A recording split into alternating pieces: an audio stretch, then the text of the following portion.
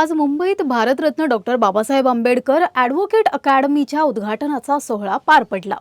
या कार्यक्रमात मुख्यमंत्री देवेंद्र फडणवीस यांनी अतिशय महत्त्वाचं आणि भावनिक भाषण केलं।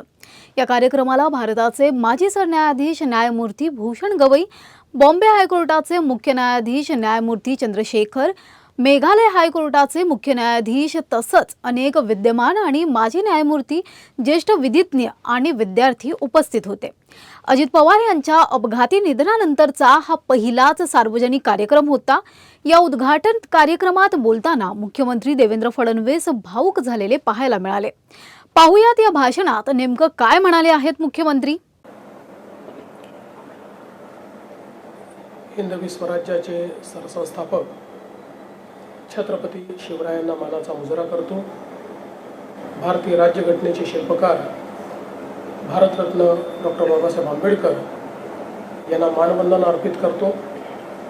आणि आज भारतरत्न डॉक्टर बाबासाहेब आंबेडकर अकॅडमीच्या उद्घाटन प्रसंगी मंचावर उपस्थित असलेले, ज्यांच्या प्रेरणेतून आणि सहकार्याने ही अकॅडमी उभी राहिली, ते भारताच्या सर्वोच्च न्यायालयाचे माजी सरन्यायाधीश आदरणीय जस्टिस भूषण गवई साहेब, मंचावर उपस्थित असलेले बॉम्बे हायकोर्टचे मुख्य न्यायाधीश आदरणीय जस्टिस श्री चंद्रशेखरजी, मेघालय हायकोर्टाच्या चीफ जस्टिस आदरणीय जस्टिस रेवती मोहिते ढेरे मॅडम, या ठिकाणी उपस्थित असलेले justice Ravindra Ghuge ji, justice Makarand Karnik ji, justice Sarang कोतवालजी,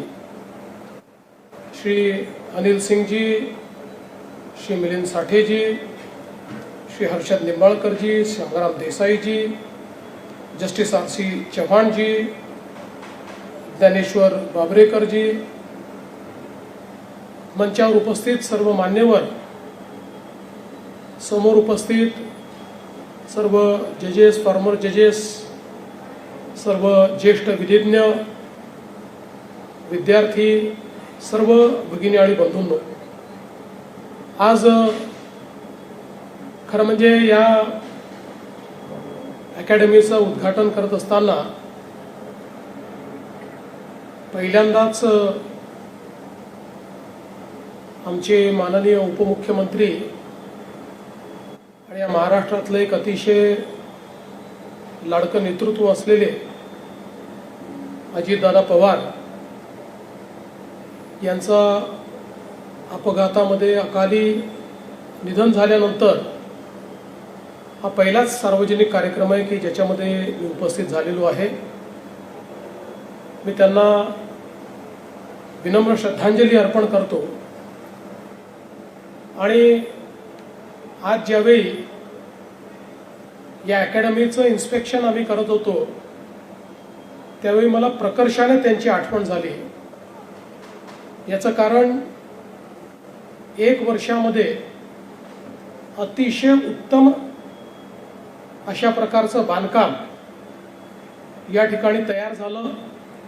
त्याची क्वालिटी अतिशय चांगली आहे, प्लॅनिंग अतिशय चांगलं आहे आणि आपल्या एकूण व्यवस्थेमध्ये इतक्या कमी कालावधीमध्ये इतकं गुणवत्तेचं काम हे आपल्याला फारसं पाहायला मिळत नाही। आणि आमचे जे उपमुख्यमंत्री अजितदादा होते, त्यांचा बांधकामाच्या गुणवत्तेवर फार भर असायचा।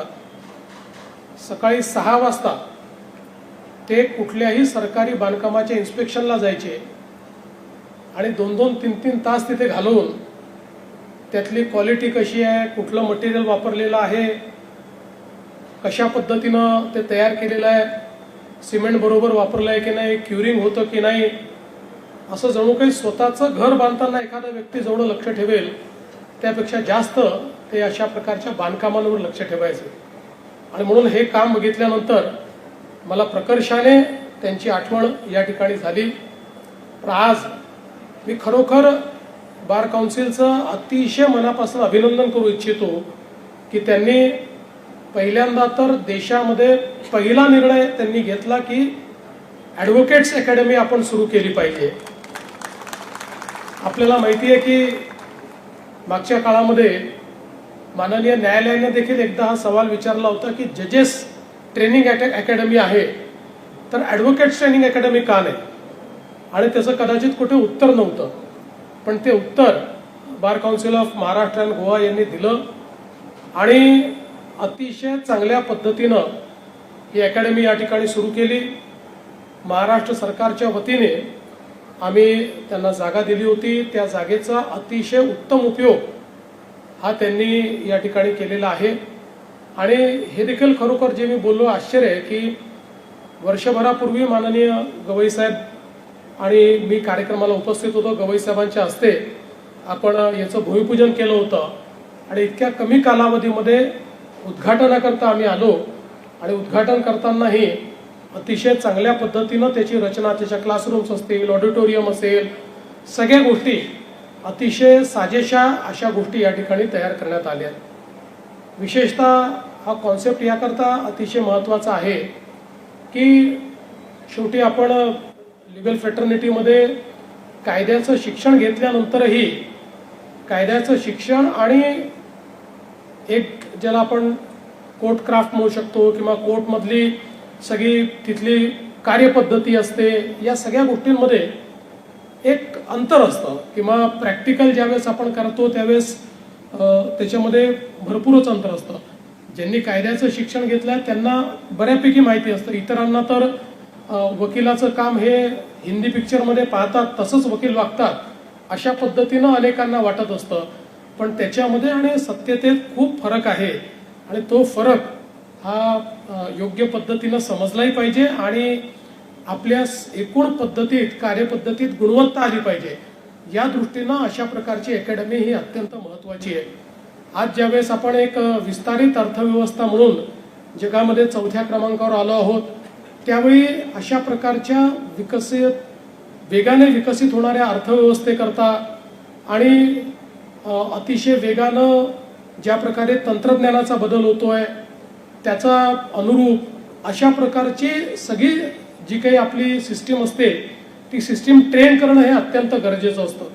आज आपण पाहतोय की वेगवेगळ्या क्षेत्रामध्ये आर्टिफिशियल इंटेलिजन्सने देखील खूप मोठ्या प्रमाणात बदल केलेला आहे.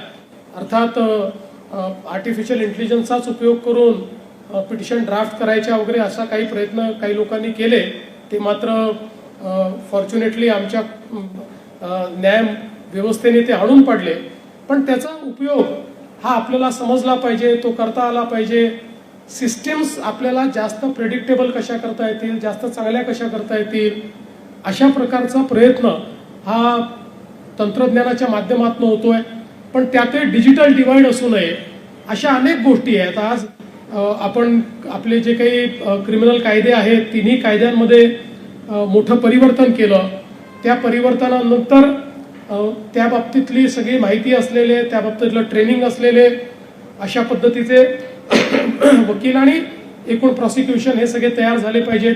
अशा सगळ्या गोष्टींकरता ट्रेनिंग हा त्याचा एक मला असं वाटतं एक त्याची मध्यवर्ती संकल्पना, एक इंटिग्रल पार्ट आहे आणि म्हणून ही अकॅडमी एक अत्यंत महत्त्वाची अशा प्रकारची आहे. आणि त्यासोबत त्याला रिसर्च सेंटर देखील आपण म्हटलेलं आहे, कारण कुठल्याही क्षेत्रामध्ये गुणवत्ता आणायची असेल तर त्या ठिकाणी अनुसंधान आणि रिसर्च हे अत्यंत महत्त्वाचं असतं. आणि मला विश्वास आहे की पुढच्या काळामध्ये तशा पद्धतीचा रिसर्च देखील या ठिकाणी होईल. मागच्या काळात आपण निर्णय घेतला होता आणि राज्य शासनाच्या वतीनं 10 कोटी रुपयाचं अनुदान याला देण्याचा आपण निर्णय घेतला होता. अद्याप ते देणं पेंडिंग आहे वारंवार आचारसंहिता आल्यामुळे. पण मी आपल्याला आश्वस्त करतो की या मार्चच्या अधिवेशनात आमचं बजेट ठेवल्यानंतर निश्चितपणे 10 कोटी रुपये आपण या ठिकाणी वितरित करू आणि याचा जो काही विस्तारित याचा काम जे करायचं आहे त्याच्यामध्ये निश्चितपणे आपल्याला आमची पूर्ण मदत असेल. एक अतिशय चांगलं काम हे आपण या ठिकाणी करतात. मला तर असं वाटतं की या इन्स्टिट्यूटकडनं प्रेरणा घेऊन इतरही राज्यांमध्ये अशा प्रकारची अकॅडमी निश्चितपणे तयार होईल हा मला विश्वास आहे. त्याकरता मी आपल्याला मनापासून शुभेच्छा देतो. भविष्यात देखील ज्या काही अशा प्रकारच्या वेगवेगळ्या चांगल्या संकल्पना आपण मांडाल त्या संकल्पनांच्या पूर्ततेला आमचा निश्चितपणे हातभार राहील. माननीय गवई साहेब अशा प्रकारच्या संकल्पना नेहमीच उचलून धरतात आणि त्याचा पाठपुरावा देखील ते करत असतात. त्यामुळे त्यांचीही मदत आणि त्यांचाही आशीर्वाद हा निश्चितपणे आपल्या सगळ्यांच्या पाठीशी राहील याबद्दल माझ्यामध्ये कुठलीच शंका नाही. पुन्हा एकदा या चांगल्या कार्यक्रमाला आपण बोलवलं. खरं म्हणजे शिष्टाचारानुरूप मला या कार्यक्रमात पूर्ण थांबणं गरजेचं होतं, पण आपल्यालाही कल्पना आहे की या सगळ्या घटनांमुळे जी काही परिस्थिती आहे त्या परिस्थितीत मला मुख्यालयी अधिक काळ देणं आणि तिथल्या अनेक गोष्टी या मार्गी लावणं अत्यंत गरजेचं आहे. आणि म्हणून मी माननीय गवई साहेबांची आणि माननीय चीफ जस्टिस साहेबांची परवानगी घेतली की आधी शुभेच्छा देऊन मला जाण्याची परवानगी त्यांनी दिली आहे. या ठिकाणी दोन्ही जे अवॉर्डीज आहेत त्यांचंही मी अतिशय मनापासून अभिनंदन करतो. त्यांनी जे या कायद्याच्या क्षेत्रात कार्य केलेलं आहे ते मला असं वाटतं अत्यंत मोलाचं अशा प्रकारचं कार्य आहे आणि म्हणून त्यांनाही पुढच्या जीवनाकरता मनपूर्वक शुभेच्छा देऊन मी माझे 2 शब्द संपवतो. धन्यवाद. जय हिंद, जय महाराष्ट्र.